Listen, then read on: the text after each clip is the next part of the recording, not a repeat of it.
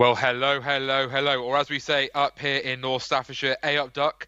It's me, Jonathan Gullis, on another episode of Inside Whitehall, and I've got my co-host alongside me. James Starkey, A up duck to you.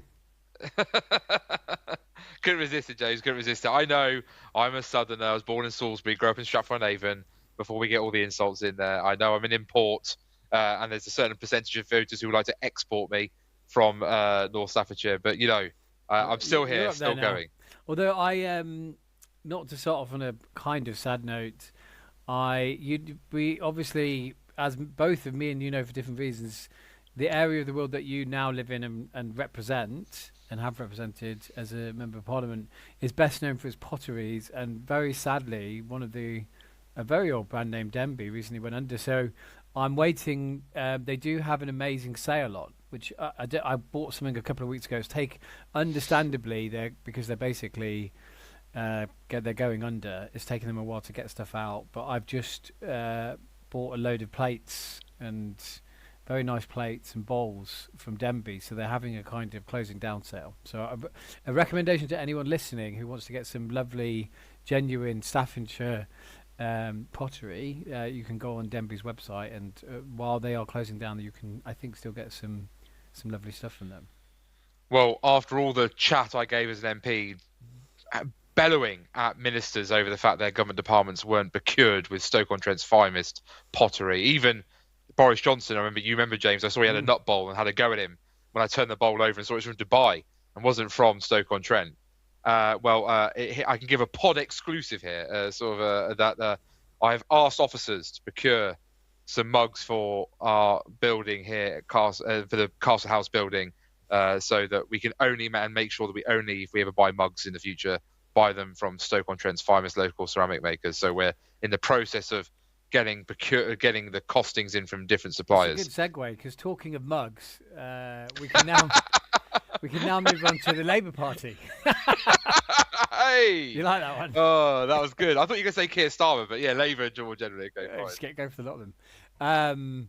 Well, so we've had a couple of weeks off. I think I was away, and then you were away, so we've been off for a couple of weeks. So the last time we did it, I think Keir Starmer was still technically Prime Minister. He was still Prime Minister, yes, he was there, but we thought, James, he was teetering this time on the edge. I don't think it took Nostradamus to realise at that point that the next time we recorded, we probably weren't going to have him as Prime Minister. But now we got a prediction right. We got a prediction right. Got a prediction right. I would say you heard it here first, but I'm not sure you would have. Hopefully you didn't. Hopefully you heard it other places. But we've had our first week of Andy Burnham, and he's come out with quite a few announcements. There's some debate about whether those announcements... I don't think there's any debate. I was going to say there's some debate about whether they're costed. There's no real debate about whether they're not really costed. And we're probably going to have to wait to the budget to see in reality how he's going to pay. He's probably spent, I think, about 2 billion this week. Yeah, it's about £1.5 to £2 billion, I think they're saying. In government terms, it's maybe not huge, but it's obviously... to you or me, that's probably a reasonable amount of money. Wouldn't mind it personally. I wouldn't mind it. So he's come up with that. As we talk, we're talking at around 2:00 on Friday afternoon, and so the news is alive with Andy Burnham's first day in Number 10 North. They've designed an incredibly intelligent graphic that has the number 10 on it and has the word North. So they've clearly put a huge amount of effort into that.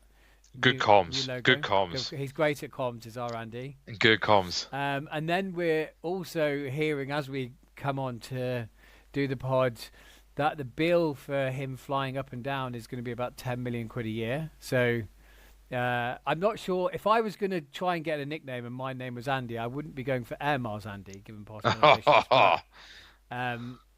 I'll leave that to him. I mean, he's good at comms. He'll spin it round. I don't know. Let's see if Kemi Badenoch picks that up for you, James, and uses it at PMQs when we come back from when we return from recess. Yes, we'll see how Kemi does. I mean, she's been out this week. I think she's in actually Newport today, around doing stuff around steel. So she's kind of not hidden away. I think she did a press conference yesterday. So it's kind of weird that normally we've just got into Parliament. What's it, James? You missed something off here.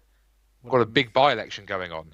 We have a big by-election. We have a big by-election. We've got Nigel Farage up against 33 other contestants, one of whom has become a media favourite, which is Count Binface. I think this. I saw somewhere. I could be wrong, so don't quote me on it. That this is a record number of contestants in a by-election in history. There is an independent James whose home address is in Australia, What, who's standing in this are you contest. allowed to do that? I don't know how, but he's on the ballot paper. Well, I mean, if he needs help, Andy could probably fly him there and back. So he's got use for a couple of planes. So there's kind of And the big question, by the way, James, is where are the Lib Dems? Because we've been searching and no one can find them. No one can find them. We've been looking around. I think that. I mean, I think so. Look, I think this is an interesting thing to go into. Normally, this time of year, I'd say. Well, I was going to say normally. It feels like normally we do have a leadership contest in summer. There is something going on, but typically in parliamentary terms, we got into parliamentary recess last week. It would be kind of politics in a way would be slowing down. Even MPs, dare I say it, are allowed a summer holiday. They would be going off, but it's kind of different because you've alluded to this by-election for Nigel Farage. There's Andy Burnham's first week in number 10, and you would think we'll get into this in more detail, but it looks like Burnham's learnt the lessons from start. I think if we look back at 24, Starmer came in and they were very negative. They said things are probably going to get worse, but they're going to get better. There's this big black hole which we've invented to give us reasons to put up taxes, etc., etc. And I think even a lot of people in the Labour Party felt they never really got over that negativity. Burnham's the opposite. He's coming with a lot of positivity. I'm going to make big change. Here's an announcement almost every day for my first week. And, Kemi's doing well. There's maybe one thing on the voting intention, but Kemi's kind of seen as more popular and she's been out and about. So we've had a busy week of politics. Normally at this kind of time of the year, we probably wouldn't have a load to talk about. We've got loads. But I think we should start with Burnham's first Well, on week. that one, James, very quickly, do you think that is Labour and Conservative in part reacting to Nigel Farage, and we read about it in The Spectator, flooding the zone, having used the two previous summers to really sort of, when other parties sort of, like you say, sort of down tools slightly, and he's kind of, dominated the airwaves in previous summers. Do you think that's a lesson that those two other parties have learned? I think it probably is. I think it's more likely to be with the Conservative Party, with Kemi. I do think it'll be interesting. I was having lunch with someone from fairly senior in the Tory Party the other day, and I was saying, I hope you guys are going to be out doing stuff over the summer, not necessarily every day, but regularly. And I do get the impression that they will do that. I think, in fairness to Kemi, there's reasons. The first summer we had a leadership election. That was not down to Kemi, so she had one summer when things were settling down. But I think you're right. Nigel Farage made the most of kind of Westminster doing what it normally does and going away, and Reform really got out over that summer, and I think gave them a huge amount of momentum coming in. Tell me what you think. I'm really interested to know what you think of his first week. I think Burnham's is a reaction to Starmer. I think it's a very Labour Party thing. I think the Burnham's come in because Starmer's bad at comms, because things got too negative. I think they feel they lost that momentum immediately in 24. He's swept in, and I think Burnham's is much more of a reaction to what came before him in the Labour Party. I think you're bang on the money. I think my observation, as you say, is that, and you hear it from lots of Labour types from the reporting that's out there, it's not the policies they believe in the Parliamentary Labour Party that's the problem, it's the way it's been messaged. Now, I'm sure you and I, James, can say axing winter fuel payments probably was a disastrous policy. The Renters' Rights Act is ultimately going to have implications on the rental market. Angela Rayner today on the media very heavily rowing back on that 1.5 million homes target, saying it was an ambition more than like we're going to definitely deliver it. Could she run a 5-hour marathon, which I thought was quite a weird way of explaining it. Yeah, exactly. So I think that, like you see, Andy Burnham's come in and decided to try and find some small things in terms of government spending that he says can lay out a direction of travel to try and, like you say, have a more positive outlook, that we're going to do these little things to help in the short term so that we can then buy some goodwill in the longer term, which you and I assume means the budget.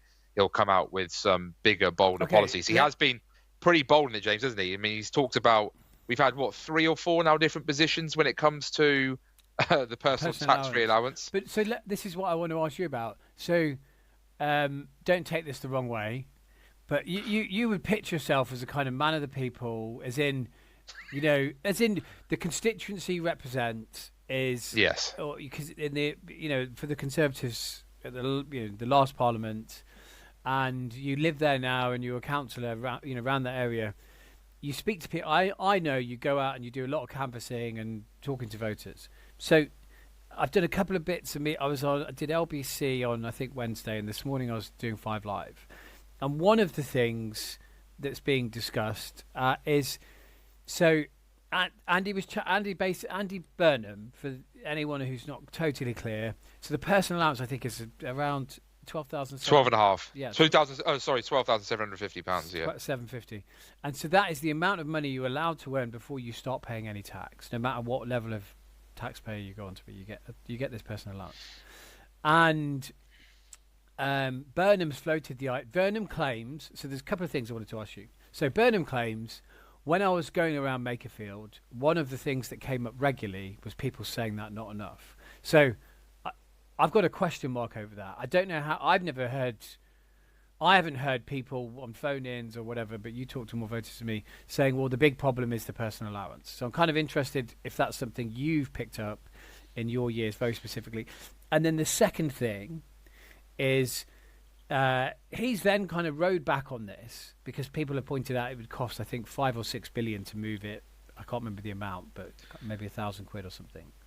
But it would cost several. Even the unfreezing, I think, is still like 3 billion or something like that. Just to unfreeze it, it's an expensive thing. And Dan Needle, the kind of tax expert, he's got quite a good thread, which basically says if you're going to spend about £5 billion on a tax cut, this isn't the one to do. And I would say to people, go and have a look at his Twitter. He kind of highlights there's better places to do it, which is I think more around income tax itself, different rates of income tax. And so Burnham's came back and said, well, I was just being honest. I was giving an honest answer. That's who I am. I'm honest, Andy. Because you asked me a question, and I'll tell you what I'm thinking about. And I think what he's trying to say is too many politicians speak in sound bites, and they won't answer questions. And that's Keir Starmer, and that's what's gone before me. And I'm just honest. I'll just say to you, look, yeah, I'll have a look at it. Doesn't mean I'll do it, but I'll honestly have a look at it and see if I can do it. Now, what strikes me is it kind of sounds good. It makes you feel good to be like, yeah, it's good to have a politician speaking honestly. But if you keep doing this, it will look like you're U-turning all the time, and it won't look very much like you're honest. It looks like you're just telling people what they want to hear. So there's two arguments. There's like, is it better to have politicians who are honest and say, yeah, I get it. I want to look at if we can do something, but I can't guarantee we will be able to because it depends on guilt rates. It depends on the defence budget. It depends on what I do on social care and all this kind of stuff. And when it's all collected together, I'll do my best. Or will it come back to bite him?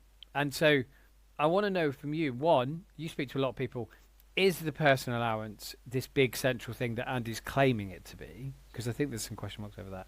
But the bigger question to me is, what do you think of his comms? Do you think this idea of just going, yeah, I'll have a look at this and I'll have a look at that and maybe I'll do something more on pubs, and is this going to work for him? So on the first one, I was in Makerfield, as you know, did about 3 or 4 different campaign sessions, as well as obviously what I've been doing locally. The personal tax allowance hasn't come up in any conversation Not once. that I've had. Not once. Not once. People might just say generally, oh, we're paying too much and we're not getting. We pay lots and we get little back in return, or I'm paying all this money to you guys, or the council or to government, and look at the state of my roads. They talk about it in general terms, but no one's specifically saying. And you didn't take that to mean you didn't walk away thinking we need to do some. I need to go and speak to Nigel about what's our policy on personal tax. Yeah, no, I think there definitely needs to be a conversation about taxation levels, but yeah, I didn't go, oh right, the personal allowance is the thing I need to hone in on to focus that. So that wasn't my take. I mean, if there was any allowance, it'd actually be the 40p rate, I think, is where the biggest problem lies, and the amount of people getting sucked into that. And obviously, when Thatcher did introduce that kind of rate, I'm pretty sure it was Thatcher, if my history is correct, it was, designed for a very small pool of people. Now it's, a teacher who's a head of department, or it's a nurse who's a midwife, who's a matron. These people were never meant to ever be sucked into that tax bracket. Yeah. So I think that's actually where the real problem lies, because it's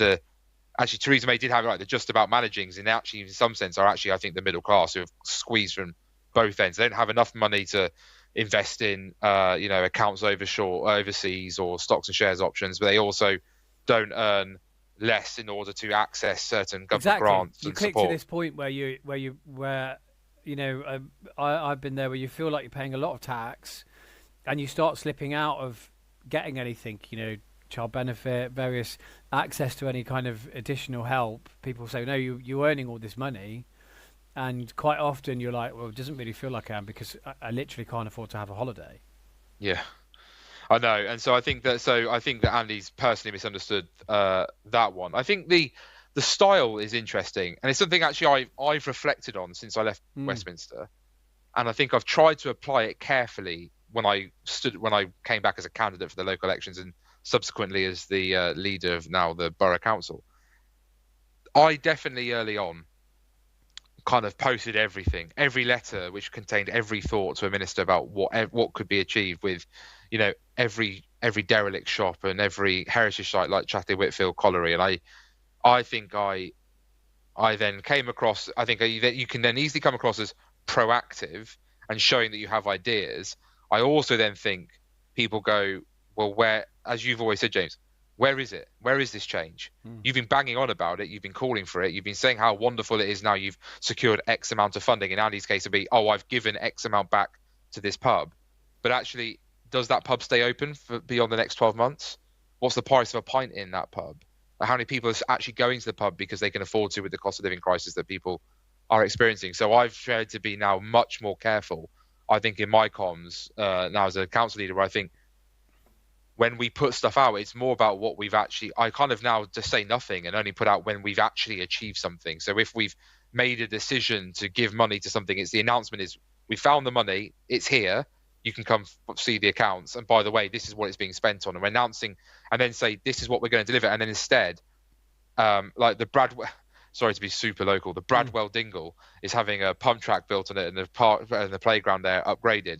£500,000 going on that. And what's happening now is it's a 3-stage com. So spades in the ground, midway point of assessing, and then obviously at the end opening it. And I think that is meaningful to people because it's like, right, the money's definitely there. Halfway point, all right, we are seeing the spades in the ground, like we can see the vision, and then the third one being, oh look, it's open, it's here, Mm. it's ready to go. And I think that matters to people more. So technically, Andy might say, well, I am actually doing so. I have just taken £45 off someone's energy bill. I have just given that pub some relief by taking 20% off business rate. So he might argue that. But then my question would be, as you've seen, we've had Tom Kerridge, for example, who's been quite a vocal Labour supporter, Mm. certainly for Keir Starmer and subsequently.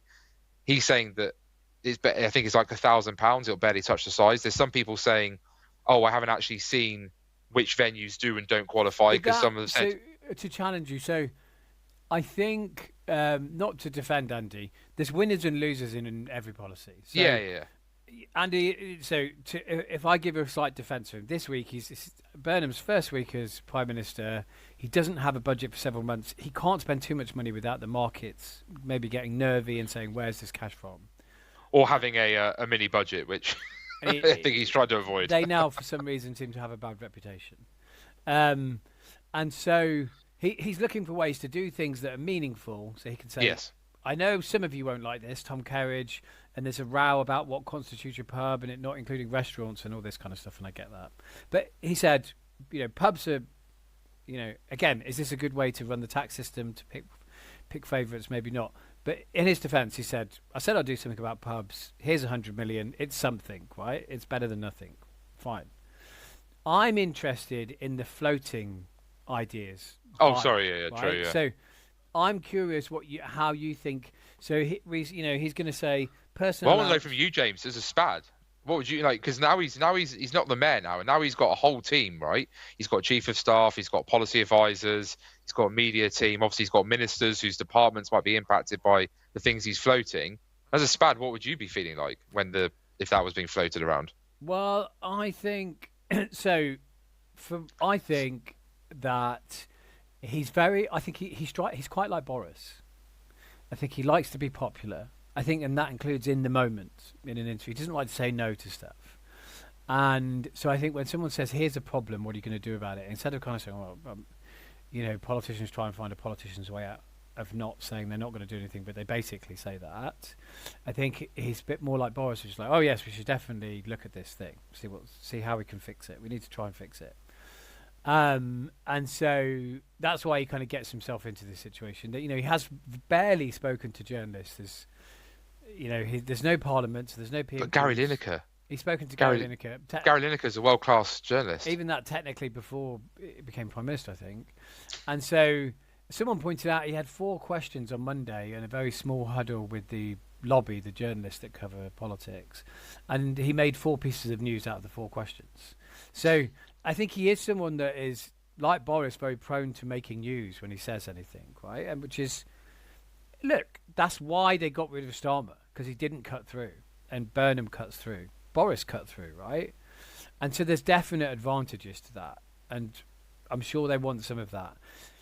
What I would say is the problem that I think he's going to get into is I think this is going to be quite helpful to Kemi, because he's going to say I'm going to do something, then he's going to kind of backtrack on it, and then he's not going to do it, and then maybe he's going to half do it, and so this week alone, and this would be interesting, he said he will look at the personal allowance, I think Monday. I think it was in a Sunday Times interview. The Sunday Times interview, yeah. By Monday, they were trying to rule this out and saying, well, no, he just said he will look at it. It's not going to happen. Then when he spoke to people again, he said, no, I do want to have a look at it. So then we were back to, I don't know where we are right now. And so with the public, to your point, if you're going to say you're going to look at this stuff, you've got to do something. I don't think you can. I mean, and this is where I think I want to hear from you as a politician.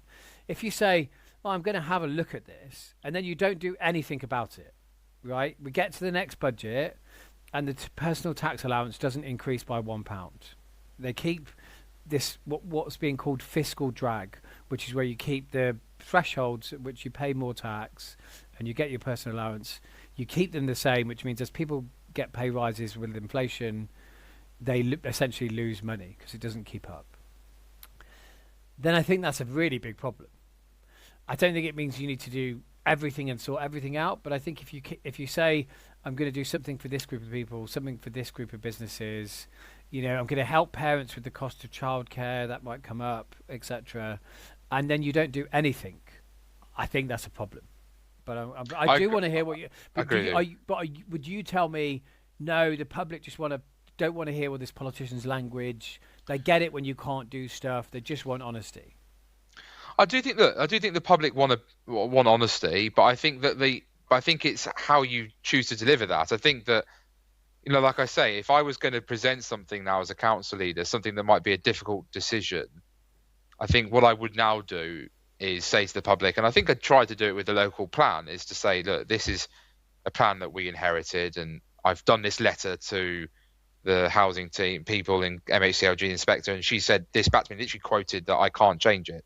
Now we're going to go away and consider it. Then I did come back and say, right, having considered all the pros, the cons of that, we've decided that the best of the scenario is we adopt the plan because we feel that will actually better protect green spaces. Then we had the vote, obviously, and then we approved it. I think that, but like you say, because you're delivering something and you're being honest about it, and look, people may say, oh, they choose to believe it. It's up to them whether they choose to believe it. But I was fully transparent, honest in that process. And there'll be, I'm sure, difficult decisions we have to make now, local government reorganisations here, in terms of what we can do legally to challenge that potentially, or not do because of maybe we won't be successful in legal challenge. For example, I've instructed lawyers to go and look at whether or not we could legally challenge it. And then I'll share that with the public and go, look, I asked the question. This is the response I got from a KC, and these are the risks involved. And by the way, you might want me to do a judicial review. This is how much it's going to cost as a bare minimum. And if we lose, the government's going to ask for its money back, and that's your taxes. I've then got to send. And what am I cutting from bin services, or what am I cutting from parks in order to fund that? So I think that level of honesty is absolutely what people do desire. I think politicians have been too scared to explain the trade-offs. Because this, James, politics is always about trade-offs. If you want to focus or prioritize X, that's going to have to come from somewhere. I think that what Andy's doing, though, is dangerous, because I think it gets up hope and expectations. And then if they don't see that come through, and because something like the personal allowance is so big, So everyone basically understands it, right? Everyone knows what it is. It's one of those things that's very well known, very easily understood. I think that then just raises expectations further. And if it then doesn't come to fruition and doesn't come through, then people go, and instead you go, oh, we're going to do this instead. And it turns out that it's going to, save you 50 quid a year or whatever. People are like, well, that's a bit of a damn squib. It doesn't then the bit you wanted to do, the excitement you wanted to generate by making a decision ends up being a bit of a damn squib, as I say, because they didn't get there. So I think as I say, I try now to avoid it. I made that mistake too many times as a member of parliament. I think I talked big. I did deliver, and I always defend that I did deliver, but then I delivered funding. Did we actually get all the projects off the ground? No. And should I have spent maybe a bit more time looking back on not just doing the lobbying, but actually saying, should I have spent more time in the council at the same time saying, what are you doing? I'm going to get you the money, but what are you doing on your side of the bargain? And I kind of just assumed, oh, well, I've got the council the money, they'll just deliver it. And that's a huge lesson I've learned, is you've got to constantly badger and chase, and which I did do then, but it was always more reactive rather than proactive politics. And I think that's the problem. Politics for far too long is reactive in many ways. So Andy thinks he's being proactive by saying these things, but like you say, you're only proactive if you then do it. And I don't. We're not going to see it. On a kind of similar note in terms of how he's doing stuff, today we've got number 10 North. There's a lot. By the way, James, sorry, I'll quickly on the flip flop. Don't forget, we had the North Sea. We had it announced on the Sunday or in the weekend papers before he became Prime Minister. He's going to approve the licenses. Then it was briefed from members of his team. No, it was about staying within the manifesto and just expanding the existing licenses. Now we're being led to believe there will be an announcement coming saying at least one of those, Rosebank or Jackdaw, I think Jackdaw looks the favourite, is going to probably get approved. They are not different than the Labour manifesto. So this is, I think this is a kind of, we're on comms. I think this is an interesting thing. We talked about, where the Tories can come in and probably includes reform. So I think it's Rosebank. It was understood that Ed Miliband, the king of net zero, if Andy's the king of the North, then Ed Miliband's the king of net zero, was minded to improve. I think it was Rosebank. It was one of the Jackdaw. It was Jackdaw for him, I think. Yeah, Jackdaw. So in the Labour manifesto, my understanding is, and I can't say I read it daily, was that there'll be, quote, no new licenses. Now, Rosebank and Jackdaw were given licenses under the Conservative government before the last election. Now, they were challenged, right? So they've been subject of a legal process that called that into question. But the licenses, you can argue, were pre the Labour manifesto commitment. Oh, yeah. They are not. Okay. They are not, quote, new licenses. So my suspicion is that Burnham will do one or both of those, because, as we said, even Miliband was minded to do one. We'll do both of those and say this is a huge break from Keir Starmer. We're going to do things differently. No, it's not. The question is, and he's talking about things like tiebacks, which I think is essentially where you take an existing field and kind of drill and make a new well into it. Basically, not a new license. And so I think this is going to be a comms thing. Can Burnham present that as a big break from the past? I don't think it is a big break from the past, actually. And so that will be interesting as well if he tries to present that, pass that off as... Well, that's Reform and Conservatives' job then, isn't it, to expose that, if that's the case? Absolutely, I think it is, yeah. But you were going there, yeah, number 10 North. So we've heard for ages. Yeah. We've heard for ages, haven't we? We've heard for ages that the Prime Minister is going to have an office now in Manchester, and that there's currently a big government building being built by the aim of 2032. So he's found another building instead. Huge offers have already been made on day one for relocation packages to civil servants. There's adverts now on the government website, hilariously all for people in the comms social media teams yes. to be based at number 10 North. People are saying it's just Andy Burnham's influencer palace. We've got that John Healey as the Chancellor, we were told, prior to him being appointed, the Chancellor will be expected, I think, to do at least one day a week up there. We now know Angela Rayner, Louise Haigh, who are Greater Manchester MPs, and obviously Louise Haigh now, let's not forget, a literal convicted fraudster, is now the essentially Deputy Prime Minister in all but name, the first Minister, Secretary of State, and running Cabinet Office. Angela Rayner back in MHCLG, hilariously, as I say, the one who introduced the 1.5 million homes target, now trying to distance herself from the 1.5 million homes target. And I think there might be a few other ministers. But anyway, there's going to be this office, and we saw the media watching closely as all the cars drove in with all the police escort, and we've got Andy Burnham saying he's never been happier in his life to be there. It's where his journey began as a young graduate, But he had to leave Manchester back then to go and find work elsewhere. Now he's back, and everyone's and the whole Angela Rayner on the media round when she was asked by the BBC why should someone why should someone in places like Stoke, like Cambridge, like Plymouth, why should they care? Oh well, it's all about Andy's demonstrated that when you have big devolution and power sent to local areas, what you can do, because the Manchester's got the fastest growth of any of the devolved areas, and in terms of mayoralties, and also then goes on to make the point that this is about decision making. Decision making will suddenly change in Westminster in government because people are working at a desk in Manchester and not a desk in Whitehall. Let me put a positive side. So we've both worked in Westminster in different ways. Westminster is quite dominated by Southerners, people from London. Yes. Dominated. So to me, Westminster is dominated by Southerners, public school educated people that went to Oxbridge. Actually, Andy Burnham went to Cambridge. He's an Oxbridge grad himself. they tweeted at Cambridge, didn't they? They tweeted the. Yeah, but I mean, you can't. I mean, social mobility is a good thing. So yeah, no, I don't deny. I'm saying they tweeted it. It was good. And I think when I'm not saying this about the £2 bus thing because people forget the £2 bus thing is actually a Rishi Sunak policy. So I mean, it's good that and then Keir Starmer raised it to £3. It was Keir Starmer that undid the Tories' cutting of bus fares. I think. So I mean that. And now we're back to £2. So we're back. So Andy Burnham's cut the Keir Starmer bus fare hike. We're told the Tories didn't do anything good in 14 years, but clearly Burnham thinks we did because he's nicked our policy. So, but is it? Don't you think it's fundamental? It can't be a totally bad thing that we get the policy making a bit out of Westminster. And yes, I think. Look, at the moment, the staffing is going to be an issue. I think there's questions about whether you want to set this thing up mid-term. There's a lot of bandwidth going to go into this. How's it all going to work? But that's always going to be the case.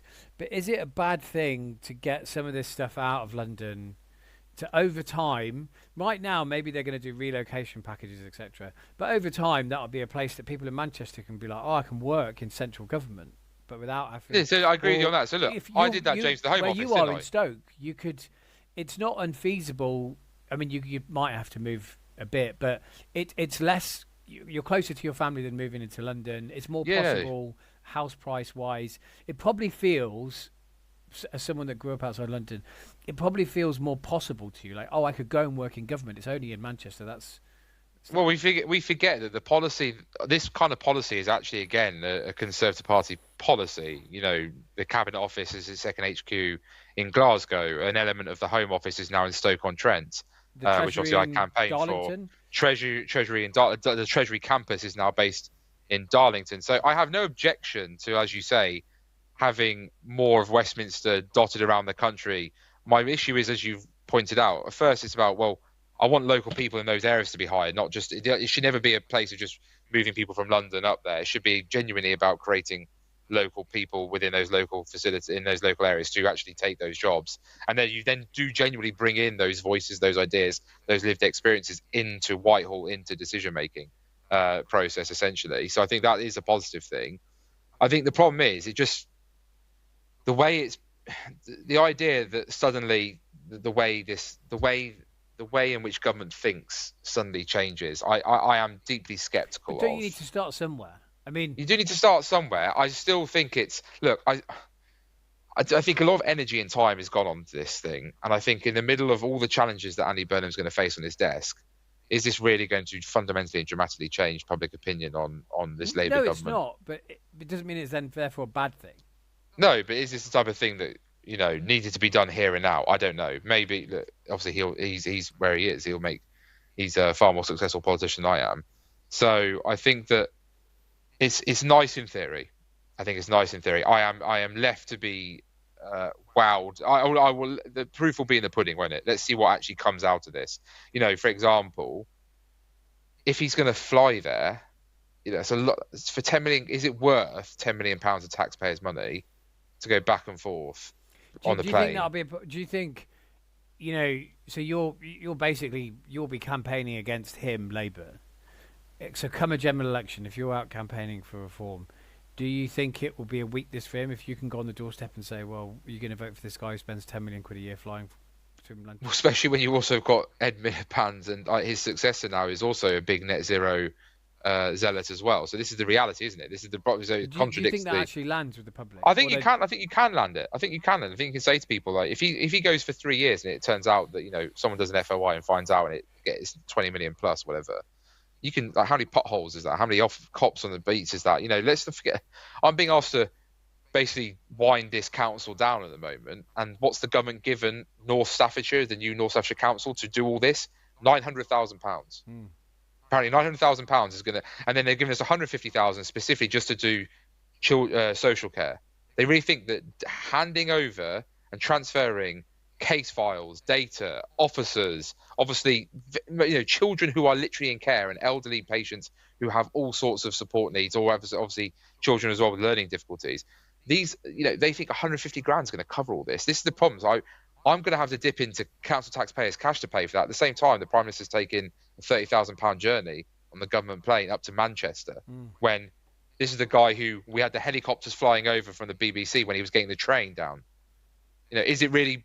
Can he really not get the train? I just maybe security in this day and age is so serious he can't. But I just think things like that can start to look a bit farcical when people are looking around and they're being told, "Oh, we're giving you £45 back on your energy bill," but the Prime Minister's going to spend 30,000 every Friday on a plane trip. I think you can. How you message it is, again, the challenge will be for Reform, Conservative, whoever else to do something with it and figure out how to do it. And maybe people will like it. I've not heard anyone. I'll be amazed if anyone I knock on the door of anytime soon says that Number 10 North is a game changer and that it's convince them to vote for Labour.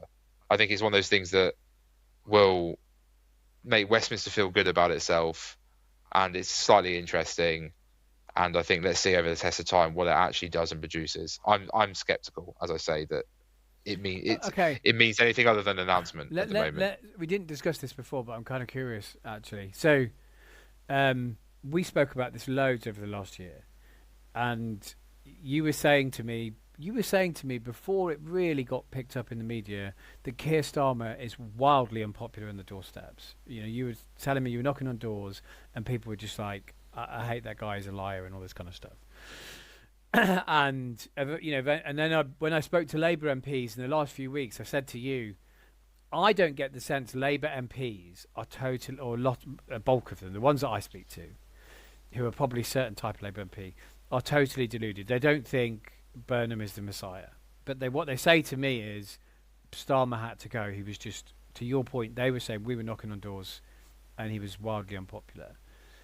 Burnham's come in, he's had this first week, he's doing this stuff, maybe it's performative, maybe it will lead to change, Number 10 North, etc. How do you think, one thing that struck me is George Osborne said on his podcast to Ed Balls, Burnham shouldn't make, and I paraphrase if I don't get it totally right, Burnham can't make the mistake that he's ridden in on a wave, that he's got this wild popularity. And I read this quote today where he's like, this is amazing, it's bigger than the birth of my children and marriage, I'm so humbled to be here. And maybe he does feel like that. But it struck me as if he's mistook Makerfield and winning Labour Party leadership for a general election. That's what it struck me as. And I'm curious, what do you think Burnham needs to do? And does it look like he's going to do it to show people he's very different? Surely I think you would say he needs to show that he's a clear break from Starmer. He's very, very different. This week, I would argue they're quite small things. They're not bad. As you said, saving a bit of money on a bus fare, that's a good thing if you go to work on the bus every day. Saving some money on your energy bill, yes, we're at the whims of the international market and a lot of the money is grid. I think on that one, that's a harder one because I think what we know is there's going to be price rises coming down the track. Yeah, so I think that one gets, I think that one is quickly, I just think having seen and done that, I think that one gets easily forgotten by the public. It's something in the first week. I think it is a bit true that what they're trying to say is we get your problems. Give us time to work out how to do the big things. But what we understand is we understand what you are worried about. You are worried about your daily costs. One of those is travel. Get in the bus, you pay your energy bills. You're worried about your bills that come through your door. One of those is energy. And then he's given us a message to local communities and said, you're worried about your pubs because they're closing down.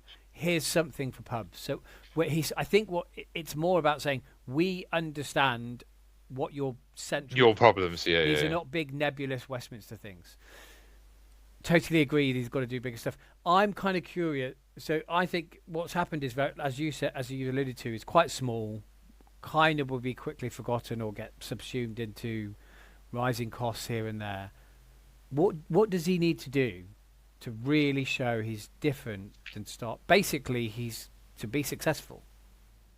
Well, I think the budget's the first time that comes around, Okay. really. I think until then he's got kind of a free. I think he'll have a free time, an easy ride, as I would, loosely say it, from now until probably the budget. I think that these little things will buy you time. Absolutely, they buy you some time. Obviously, when Parliament comes back from summer recess, it's only around for what 2.5, 3 weeks Mm. before it's on conference recess. Conference will just be like it'll be bigger coronation. It'll be a coronation It'll be a on love in for Labour, steroids. right? The love-in will be unbelievable. Mm. The speech will be told is probably the greatest speech any prime minister. Although I Mm. do remember Keir Starmer's speech last year being said it was Well, the greatest speech Keir Starmer can gave. I interrupt on I that? think this will be. Can I Oh yeah, say go one on. thing? So I think one interesting thing about Burnham is I reckon if you took him down, I don't know, Hanley High Street, or put him in a football stadium or whatever, I think, and you went and spoke to people afterwards, they'd say he's a really nice guy. So, Yes. someone in the lobby was saying they spoke to someone who'd been in their shop or something, and they were like, "I met Andy. He stood and talked to me for 10 minutes. He's a really good guy. He has a very personable touch. Yes, he does. He's not very good at speeches. Speech is a different skill. So Boris Johnson, I think, was good at speeches. Blair was good at speeches. Cameron was good at speeches. But speeches are giving a speech. If you've watched him outside number 10 or when he won the Labour leadership, I think you're right. I think it'll be a love-in and people will say it's amazing. But I think over time, like I would say if I was in Labour's comms, I would very much minimalise the time he spends at a podium speaking because I don't actually think he's very good. And I don't think if people have properly clocked that yet. I think Nigel Farage has tried to, hasn't he? To me, the joke about what Farage has. 266. Farage has said he's done it. What he looked at his notes 266 times. I think it's the running joke that's going around at the moment. And I agree with you. Look, I've been on a panel. I've been on a panel with Andy. I was at when I was at Conservative Party conference in 2025, James, before I defected. I was on a panel with Andy Burnham, and look, number one, he's at a panel at Conservative Party conference. So number one, he's not afraid to go in to the opposition. Most Labour people just would never do that.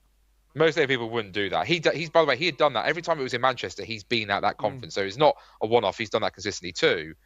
He's in a room full of Conservatives, and I was watching the reactions to people, and I asked people what they thought afterwards, and the room of Conservatives were saying, "Oh, he was really interesting, really good. I like what he had to say." They felt good about it, and I was like, "This is very impressive," especially when. And obviously, look, it was on the MBAC, and I think actually his MBAC is actually very much sort of in tune with natural Conservative voters. It's the most cross-party thing I know, but it's certainly in tune with Conservative voters. And it just made me laugh that was the case. So, and I remember him going to me, "Oh, Jonathan, you were the first MP to come out and support the MBAC, from any party, and I want to just say thank you on the record." And I'm sitting there going, "Bloody hell, this feels nice, doesn't it? Like being called out by." Like this, like he's a bloody in politics world. He's a celebrity in the politics world. Like this is you getting. I'm gonna put that on my CV. So like, big myself up. So look, he has absolutely got a personable touch. And if he came to my area, and look, he might do. So there's a developing company called Kaplan Centric. Its CEO is Tim Heatley. Tim Heatley, I think, is one of the main people who oversees Andy's charity when he was the mayor of Manchester. Tim's a Greater Manchester-based guy. He's got 4 projects from Town Deal funding.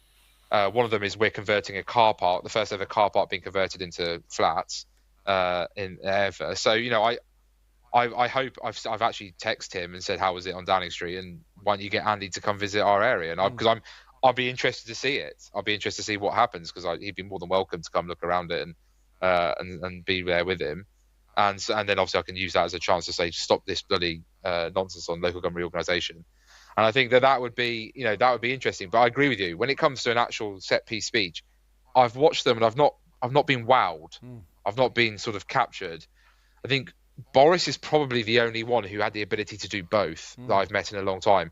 Nigel, to be fair, actually, Nigel's very good in person with people. He does handle that well, and he does look when he's on a speech and he's on form. When he's like, and he's always impressive. He doesn't speak without notes. He does go in, when he's talking from the heart. I think he does a very good rally speech. Mm. I've seen it firsthand. I was, the room in Birmingham was the NEC, 2,000 people on a weekday in the middle of the day was extraordinary to see that in action.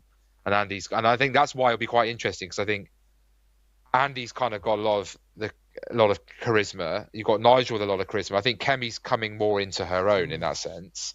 I think she's good in the Commons, and I think she's starting to look what I'd say is more relaxed on media interviews. I'm surprised by people now saying to me, I'm not a Tory voter, but I quite like Kemi. I mean, I don't know if that's going to convert into votes, but I hear that more and more, like people saying to me, I mean, this was in the office, so this was a room of people that are into politics, and she was on TV, and someone who I would guess, I'll tell you who it is afterwards, who I would guess is a Labour voter.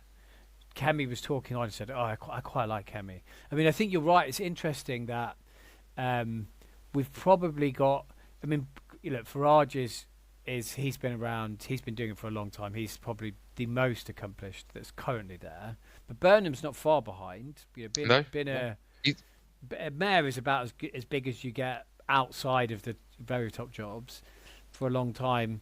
And like you said, Kemi's coming through, and it will be a different style than we've probably been used to. I mean, it's a big change. None of them are Starmer, right? Like all of them have got a lot more charisma and cut through and than also they're Starmer. not Blair and Cameron in some sense either. Yeah. Blair and Cameron are good at giving speeches, but I never remember watching David Cameron in the sort of interacting with the people and thinking that looks like a natural thing for They're him. But more I don't think Blair instinctive, was. aren't they? I think Blair and Cameron were polished, great in a lot of ways at speeches and stuff, but very considered. And I think Yes, I don't mean this to be a down or a plus. I think the current three, Farage, Badenoch, and Burnham, I think they're probably like instinctive politicians. Whatever you think of each of them, they're quite. This is what I think about something. Gut feeling, shoot from the hip, maybe. yeah, and they double down, right? And they don't double down. Like Kemi's had, this week she's all been asked. Oh, what was it? She got pushed on. Winston Churchill wouldn't be letting your party with the position on net zero and the ECHR, and they were trying to obviously say, and she handled that, I thought, well with Nick Robinson on that interview, and sort of stuck to her guns. Instead of she didn't allow herself to get dragged into saying Mm. yes or no to that question. She said that I'm talking about here and now, and I thought that was impressive. Nigel, when he was in Norfolk doing his speech about we demand a general election, I thought that was obviously classic Farage. The guy's got no mandate. He wants to rip up 40 years of politics. Well, to do that, he needs the consent of the British people, and we're up for a general election. Then Andy, as you say, putting the pint in the pub, the selfie video about the £2 bus with Bus Auntie, I think she was called. Yeah, yeah, I'm assuming an influencer. yeah. Like all look very natural for all of them, and obviously they all getting. I think Kemi's certainly getting increasing, but Nigel and Andy for a while have always. It's been a bit more easier for them to get hundreds of thousands, if not millions, of views, and it will. So this brings me on to what I'd like to finish on is there's going to. I think is when we get back after summer. If we look at there was an outlier poll that there's a Delta company called Delta Poll. They've done a poll this week. It showed I think an 8-point leap for Labour. Now I'd caveat that by saying I've had a scroll through the polls. I can't find any other pollster that shows more than about a 3-point jump for Labour. Yeah, agreed. So it definitely seems like an outlier. But Reform seem to be holding steady, not really losing much ground, but not putting on much for a while, for a good few weeks. The Tories, maybe they floated a point or two up over the past month, and Labour seem to have put on. This is a guess, so don't quote me. I would say 3 points on average since Yeah, the I would beginning, say so. since the end of Starmer to now. They kind of Yeah. seem to have moved up by about 3 points. So we don't know what's going to happen over summer. But Burnham is clearly. I don't think he's going to cede the field. I think we're going to see a lot of Burnham. Is my guess. Are we? What? How? What? I know we're not allowed to bet politically anymore. Let's not get into that. But if we were betting imaginary money or whatever you're allowed to bet, Monopoly money. monopoly money, would you put your monopoly money on an early election? And what is an early election? Give us your view on an early So election. You said to me, so if you don't mind me saying, you said to me, maybe you're thinking about this more than you thought it was going to happen before. yeah, I was certain it was definitely not going to happen, especially when Andy was so clear that he's sticking to the manifesto. Um, but you see the announcements, the energy announcements from the 1st of October 26 to the 1st of April 2027. The bus announcement is, I think, when does that come in? It's 1st of January, if I'm not mistaken, 2027. Okay. And I think that is also just a 1 year funded proposition as well. And then there's the, what was the other one he's announced? Sorry, the pub one, Yeah. which is for the year after. So it's 27-28 financial year, because there's already something in place, and Rachel Reeves has brought, on business rates. I think she brought it down by 15% or something. So there's another 20% on top. So, but what's interesting is all these things are just small time funding. Now, that might just be the financial reality he's working within. And as you say, he doesn't want to get dragged into, well, are you basically doing a mini budget, but just through announcements? So maybe that's it. So maybe I'm overthinking. But I just thinking with all these things, little policies like that are buying you a bit of time. You think that he's riding the crest of a wave right now. He's never going to be more popular than he is now. And he's obviously been able to, he's demonstrated his confidence in that by sacking, what was it, 11 to 13 of Starmer loyalists from the cabinet. Yeah. I mean, it was a big set of moves there. So he's exerted his authority, stamped his authority on the Labour Party, I would say, straight out of the gate. So he'll never be more powerful. He knows that there's now obviously increased conflict again in Iran. Who knows what else might happen in the world? So, and obviously, that's obviously with even just what's happening now. We're seeing prices at the pump already starting to slightly trickle up. We know that even as he's come in, there's slight nervousness in the bond markets, because there is a lot of skepticism that he will stick to the fiscal rules. And I think we're now at 5.1% on the 10-year gilts. That, as you've told me, James, is the one that everyone says to use as a marker of confidence. Yeah, I think they're 10-year marker. I mean, neither of us are expert on gilt, so don't make any financial decisions. Yes. I mean, I would say, looking at it, you've had a slow, gradual tick up this week. But to your point, the renewed conflict around Iran has, I think, in the financial markets pushed up fears of inflation, and therefore potential what that impact that will have on rates, both in the States and in other markets. So gilts have moved, I think, in Germany and America as well. Not as of course, as us. But yes, that is true. So I think there's a reality. So my logic has come to, if you're not going to be as popular as you can be now, the pressure and your polling does start to keep ticking up. And let's see where we are by the summer, right? But conference season is going to be a huge opportunity for anyone to want to regain momentum. Andy Burnham's got the momentum at the moment because he's just come in. Kane Badenoch has got using the Aberdeen South by-election where the Conservative Party was as their momentum.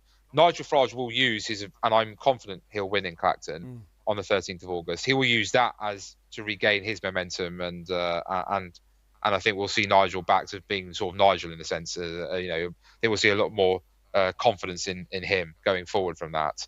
And even if he's forced into another one, I think he'll just see that as another momentum opportunity for him, if anything. Yeah. So I think that everyone's got their little moments now to have some momentum. And as you've always said, James, momentum is massive in politics.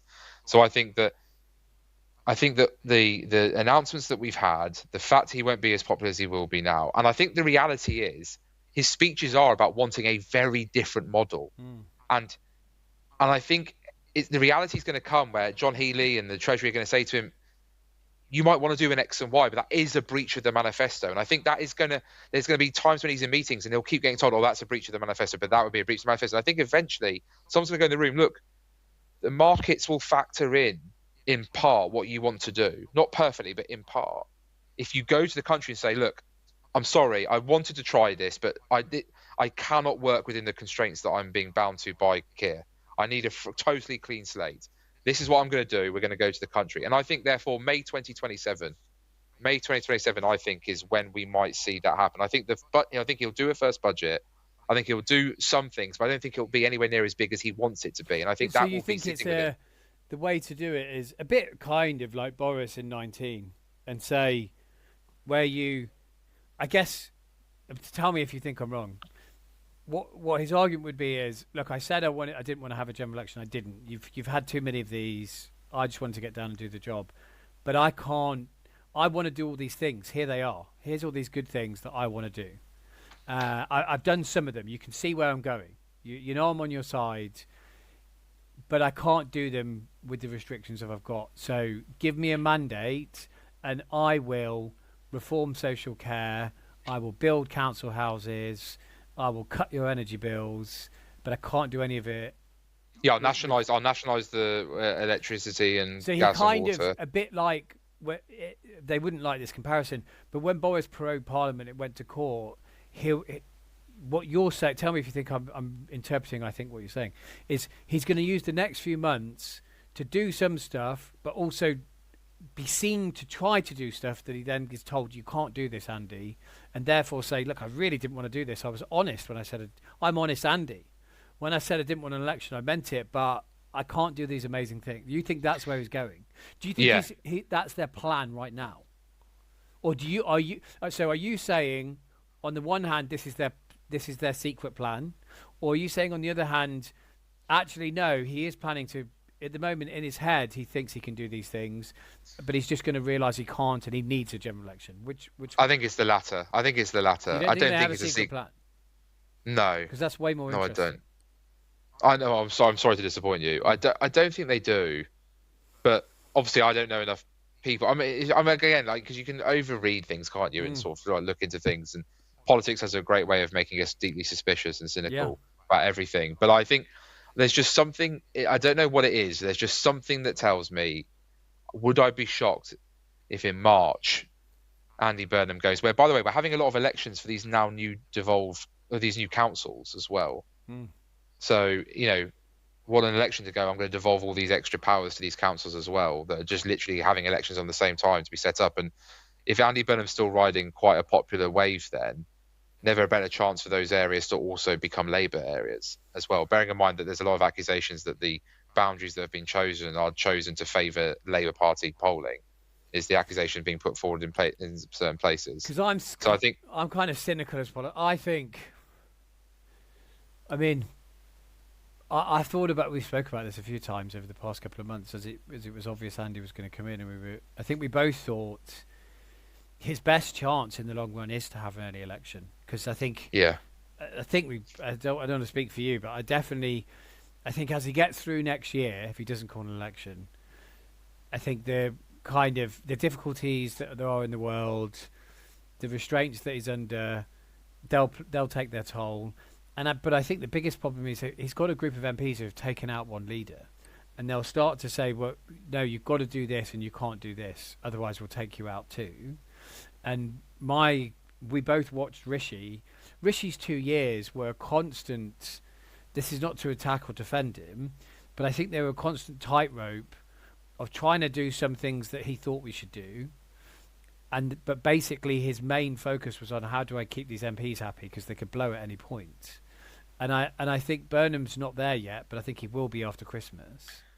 Well, we've had the first shot across the bows with Darren Jones, right? Yeah. It's a small one, but it was the first sign of what may come. Well, on defence spending, Al Collins hasn't gone in. He's going to be a problem. But I think his bigger problem almost is probably the soft left.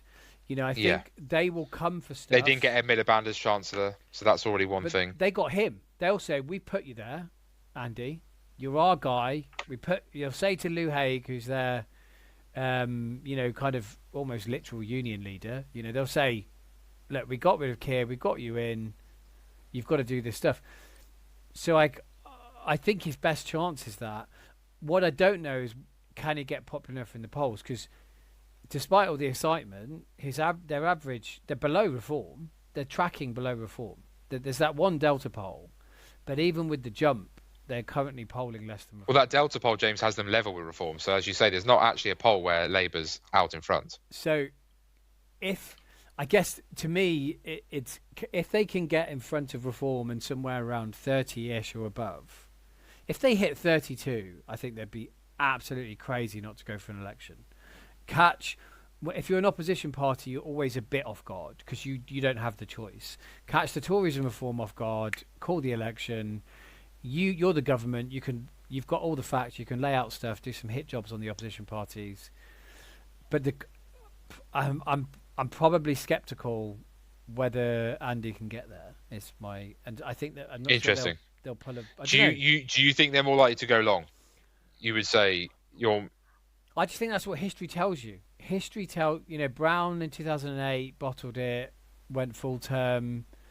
I mean, Rishi went slightly earlier for some reasons, but kind of almost went when they had Well, to. May's the playbook. Theresa May's the playbook of where it can go wrong, right? Theresa As May. well. I mean, if Andy does what you're suggesting, I think he can get away with the Theresa May thing, because Theresa May's the difference that Andy has is everyone will know he's going to lose a majority.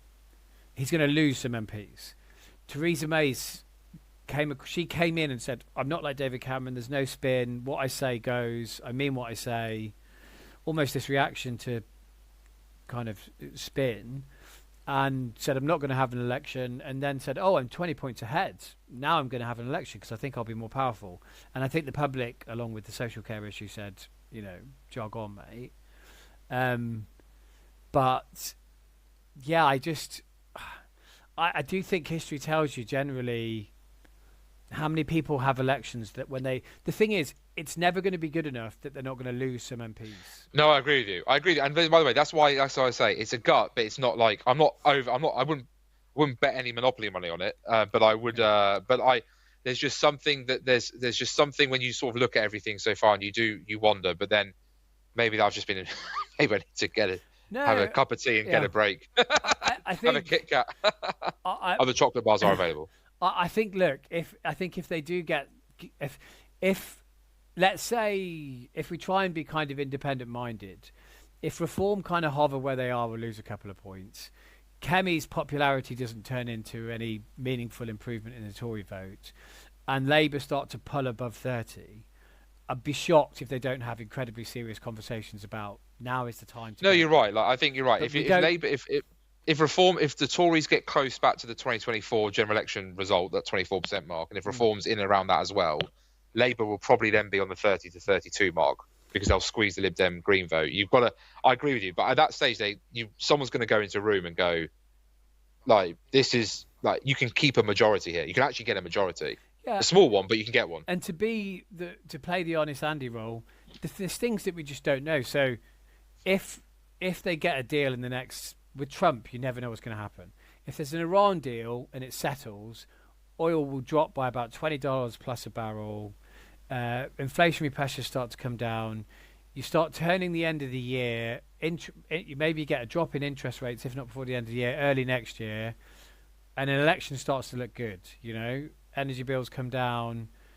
Some people's mortgage rates comes down. There's a positive vibe about the economy. If nothing happens with Iran and it even ramps up, then that all goes the opposite way, and you've got energy bills going through the roof as you hit winter, scrambling around like Liz Truss had to like what do we do about this? Labour MPs saying we need to give huge extra payments to this group and that group, and there's no way you're touching 30 on that. On the first scenario, you can really see Andy says, "Look, I've turned around the economy despite it being nothing to do with him." But those are things that no one in this country has control about. Never mind you. But it's good because we have a difference of opinion. It's also a prediction now, so yeah, another prediction. So on that bombshell, we'll see where we are next week after another week of Andy, I guess. Yeah, absolutely. Well, our mate Andy, dead normal Andy, and if anyone wants to have a good laugh, Russell Kane is doing some amazing impressions on his social media of Andy Burnham. I thoroughly enjoyed the other one the other day. I just saw him.